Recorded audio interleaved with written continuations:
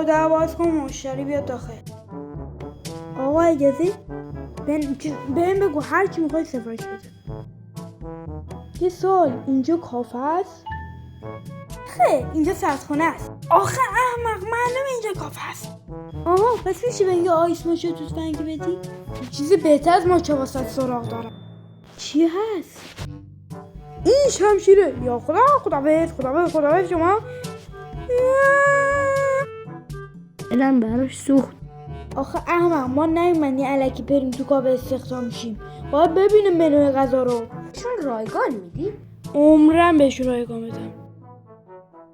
پشمام، خود تونی استارکه. پشمام، خود تونی استارکه. انتظار داری بابک زنجانی بیاد؟